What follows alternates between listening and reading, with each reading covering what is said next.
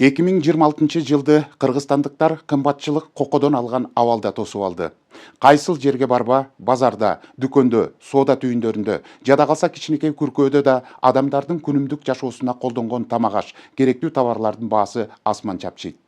Башкасын коелу, өзүбүздө өндүрүлгөн, өстүрүлгөн мөмө жемиштер, жашылчалар, эт, май, сүт, керек болсо жумуртка да сезилээрлик кымбаттады. Тамактануучу жайлардагы тейлөө акысын жок кылабыз деген аракет тескерисинче тамактардын баасын көтөрүүгө жол ачып, кымбатчылыкты кайсы жерге кирбе, жүрөгүң менен сезе турган абалга кептеп койду. Кымбатчылыкты жалгыз мен айтып жаткан жерим жок. Керек болсо жогорку кеңеште да байма-бай көтөрүлүп, коомчулуктун кызуу талкуусунда турат. Өзгөчө эттин баасы мамлекеттик көзөмөлгө алынганы менен базардагы акыйкат баа башка сандарды көрсөтүп, бийлик коюп берген 690 сомдук этти табуу жомок айланып бара жатат. Эт саткан соодагерлер союшка жарактуу малдын баасы кымбаттап жатканын жүйө келтирип, белгиленген баа экономикалык жактан негиздүү эмес экенин билдиришүүдө. Ал эми карапайым сатып алуучулар рейд учурунда гана эттин баасы убактылуу арзандап, текшерүү аяктагандан кийин кайра эле мамайдын көрү башталарын айтып, нааразы болушууда. Кыргызстанды кокодон алган кымбатчылыкка көзөмөл кандай жүрүүдө? Кесиптешим кийинки материалда кенен токтолот. Бул эскертилген штраф салып берели. Бул эскертилген бул. 700'den көтөрмөймөн десем ки, эркече көтөрмөсөң сатып ал дейсиз экен. Салып бергиле табыз, эскертүү берип та келе табыз. Бул эми элчилик да. 700, 720 ар кандай болот да. Ой, оны жерде 740 дагы деп атат. Антимонополия эмне кылып отурат, айлык алышып атат. Жергиликтүү бийликтер эмнени карап отурушат, эмне үчүн контролдобойт, эмне көзөмөлдөбөйт. Жашоо бар, жашаш керек деп. Бирок кантип жашайсың? Аябай кымбаттап кетти. УКМК төрагасы Камчыбек Ташиев облус башчыларына жана район акимдерине эттин баасын катуу көзөмөлгө алууну тапшырып, жоопкерчилик тууралуу эскертүү берген. Ал өкмөттүн эттин баасын жөнгө салуу боюнча токтому аймактарда толук аткарылбай жатканын айтып, белгиленген 680-700 сомдук баа азыркы учурда айрым жерлерде 800-900 сомго чейин өсүп кеткенин сынга алган. Жергиликтүү бийлик органдары такыр карабай койгон. Алар өздөрүнүн жумуштарын аткарбастан бул нерсеге кайдыгерлик кылышкан. Ушул боюнча жергиликтүү бийлик органдарынын башчыларына мен кайрылып кетер элем жана айтып кетер элем. Мындан ары базардагы баалардын кайсылар экөөндө болсо өсүшүнө, ошол өкмөт койгон талаптарды, токтомдордун аткарылбашына жергиликтүү бийлик органдары жетекчилер жооп бересиңер. Жооп бересиңер. Шылтоо болбойт. Эгерде кайсыл жерде эттин баасы 700 сомдон 680 сомдон жогору болуп кеткен болсо, ошол жердеги аким, мэр, губернатор түздөн түз жооп бересиңер. Жана ошого силер кабинетте эле отура бербестен, жанагы ошол өзүңөрдүн жумушуңарды кылып жүрө бербестен элди аралаш керек. Базарга чыгыш керек, базар баасын көрүш керек. Ошол күндө ошол жерге өзүңөрдүн адамдарды коюш керек. Жана ошолордон маалыматтарды алып туруш керек. Силер болсо аны жасабай атасыңар. Камчыбек Ташиевдин эскертүүсүнөн кийин аймактарда эттин баасына карата көзөмөл күчөгөндөй түр көрсөтүшүүдө. Алсак Манас шаарында эттин баасын жөнгө салуу боюнча байма-бай рейдтик иш-чаралар өткөрүлүп келет. Рейдтин акыркысы 4 февралда өтүп, жергиликтүү бийлик өкүлдөрүнөн түзүлгөн комиссия борбордук базардагы эт саткан соода түйүндөрүн текшерүүдөн өткөрдү. Текшерүүнүн жүрүшүндө айрым сатуучулар эттин килограммын өкмөт тарабынан белгиленген баадан жогору сатып жаткан фактылар аныкталды. Менге келмеди, мен Бул эскертилген штраф салып берели. Бул эскертилген бул. Өзүлөр сатып алып бердилер. Биз бердик муну сага. Назып койдум ошо 3-4 канча 3-4 айдан бери текшерип келесиз, отташына турат. Турабы? Ооба. Ошол керек да менге ака 690 союп атам, 700 Жок, эскертилбеген дегениңи айтып атасыз. Эскертилбеген, эскерткен үчүн ушу сен аны койдум мен, туура келген дебейсиз. Жок, сиз айтып атасыз да муну, ака менгечи, сиз 690 да мунун өзү билесиз да мендер. 4 ай, 5 айдан бери текшерип. Жок, ошондо айткансыңар. Бир ушул сен аны коёбула, өз бизге себеп кичине калыш керек. Жок, мен эт сатып экенимде Сен эскертилбеген дегениңи айтып атам мен. Менге эскертүү бермегенсизде Бабурге берген болушуңуз мүмкүн. Жок, сенин ден соолугуң жакшы элеби? Нормально десиң. Ошо эскерткен үчүн ошо сен аны койдуңбу сен? Менге эч ким эскертмеди. Анан эмне кылдың? Өзүң эле коюп алдыңбы? 680 90 деп көрдүң беле? Ошо бага коюлган болчу да досум.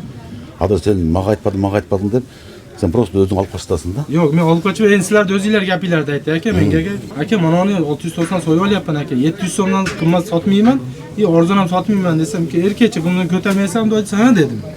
Шеригиз келди, футболка келип, акаң иштер сатып келди, көрбөйсөдөчү. 700'den көтөрмөймөн десем ки, эркечи көтөрмөсөң сатып ал дейсиз ака.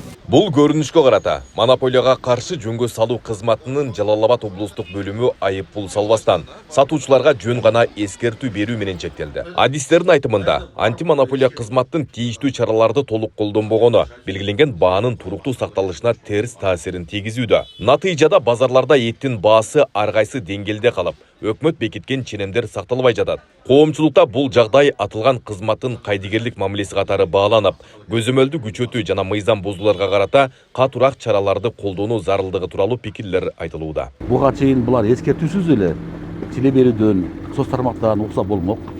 Аларга ушундай жогорку баада эт келип калды деген баананы койдот бизгечи. Ушундай дыйкандан алып калдым, баасы жогору алып калдым дейт. Эскертүү беребиз. Бизде ОЗЕК эскертүү, жазма эскертүү, анан кийин айып пул бар. Сатуучу адамчы, мен бүгүн келдим эле, мен жаңы чыктым, буга чейин паланчы деген деп, ал жагы дагы эске алып керек бизчи. Айып пул салууга укугубуз бар.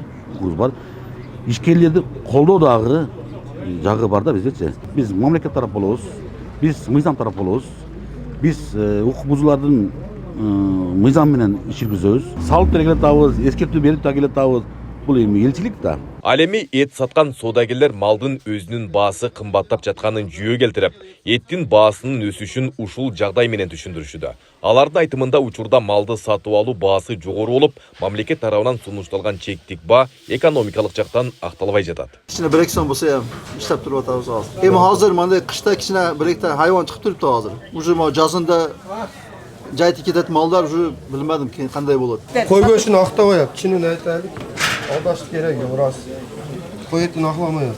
Сиз ошон үчүн 700 сатып атасыз дайым. Айтып деле 700 сатыппыз. Жергиликтүү тургундар болсо, эттин баасы күн сайын өзгөрүп жатканынан наразы. Алардын айтымында текшерүү рейдтери өткөрүлгөн учурда гана эттин килограммы 680-690 сомдон сатылып, көзөмөл жок күндөрү баа кайра эле жогору көтөрүлүп кетет. Тургундар мындай көрүнүш базардагы туруктуу көзөмөлдүн жоктугунан кабар берерин айтып, мамлекеттик органдар бааны жөнгө салууда убактылуу эмес, системалуу жана ыраттуу чараларды көрүшү керектигин белгилешүүдө. Ой, оны жерде 740 дагы деп атат. Базарда боло берет да. Азыр мен муну баладан жакшы тартып берип 700 калдым. Мейли ошо болсо да, мейли 700 нормально эле го. Бирок өткөндө 700 болчу, азыр 680. Азыр 680ден берди. Эми силерге тарткан үчүн ошентип койду билбейм. Өткөндө 700дөн алгам. Азыр 680 деди. 700, 720 ар кандай болот да. Кээде 700 дейт, кээде 720 дейт. Эмне десек, эт ашып атат дейт. Учурдагы кымбатчылык маселеси боюнча эл өкүлдөрү парламентте маселе көтөрүшүүдө. Депутаттар базар баалары күн сайын өсүп жатканын белгилеп, өкмөт бул көрүнүшкө карата ыкчам жана натыйжалуу чараларды көрүшү керектигин айтып чыгышты. Алар социалдык маанидеги азык-түлүк товарларынын, анын ичинде эттин, ун менен майдын баасы калктын турмуш деңгээлине түз таасир этерин белгилеп, буларды жөнгө салуу механизмдерин күчөтүүнү сунушташууда. Тамак аштар боюнча негизи эле кымбаттоо боюнча артыңызда антимонополный отурат. Өткөндө биз комитеттен сүйлөшкөнбүз. Баягы мэрлер, акимдер эл кыдырып жүрбөйбү көчөдө. Так дана ошентип буларда жүрүш керек. Жанына ээрчитип алып, блогерлерди ээрчитип алып, эмне кылат айтор, ушундай магазинден магазинге, базардан базарга кыдырса эффект болот да. Анткени ошол жерде сатуучулар да кичине токтоп калат. Наглядный болсо эл да кичине жумуш болот деп калат. Ошол сыяктуу да бир тапшырманы берип койсоңуз Дания Жолдошович. Сейчас соцсетиде аябай жакшы бир сөз чыгып атат. Жашоо бар, жашаш керек деп. Бирок кантип жашайсың? Аябай кымбаттап кетти. Биз студент кезде мен эзимде, мындан бир 20 жыл мурун. Биздин көп туугандар ушу Россияда мигрант болуп иштейт эле. Екатеринбург, Москва, Питерде барып мигрант болуп иштеп, жарым жыл иштеп келип, Бишкектен 104 серия 105 серия үйлөрдү алып коет эле. Азыр алар өмүр бою иштесе дагы Кыргызстанга келип үй ала албайт. Кыргызстандын катардагы жөнөкөй жараны мамлекеттик кызматта болобу, орто айлык алган, он проживет всю жизнь, но никогда не заработает на свою жилплощадь. Бишкекте бааларды карап көргүлөчү. 104 серия, 105 серия, 100 000 доллар дейт. Стамбулда андай баалар жок. Испанияда практически андай баалар жок. Москвага теңелип калды. Кымбатчылыкка байланыштуу эл өкүлдөрү батирлердин ижара акысы да кескин кымбаттап кеткен айтып, бул көйгөйдү чечүү боюнча өкмөттөн так сунуштарды талап кылышты. Депутаттар туракчай ижарасынын өсүшү жаштарга, студенттерге жана аз камсыз болгон үй бүлөлөргө олуттуу оорчулук жаратып жатканын белгилешти. Министрлер кабинетинин төрагасынын биринчи орун басары Данияр Амангелдиев өкмөт батир маселесин мамлекеттик ипотекалык компаниянын алкагында чечүүнү көздөп жатканын билдирди. Эң негизгиси мен айтарым мына ижара маселеси боюнча Данияр Жолдошевич. Мына жаш үй бүлөлөргө анан эми мына бул кирешеси төмөн жарандар үчүн бул оор болуп атат да, ижара абдан кымбат.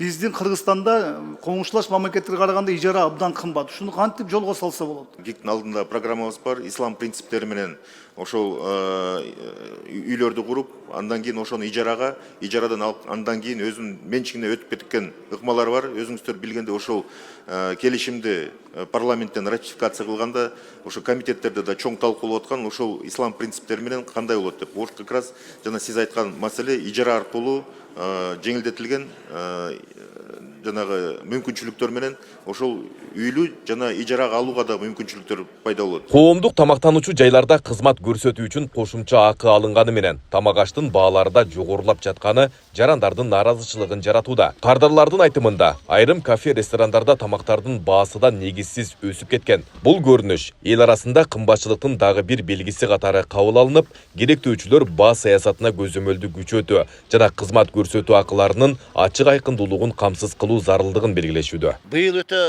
жогорку пикке жетти да кымбатчылык. Мисалы, баягы кызмат көрсөтүү тейлөө тармактары бар го, баягы ресторан, кафе. Кирсең, услугасын алып койгон. А бирок услуга алган менен бияны 2 эсе 3 эсе кошпойшуп атпайбы? Бул элди тынчсыздандырып атат бир. Экинчиден эттин кымбатчылыгы, базардагы кымбатчылык бул өтө элдин акыркы көйгөйү болуп калды да.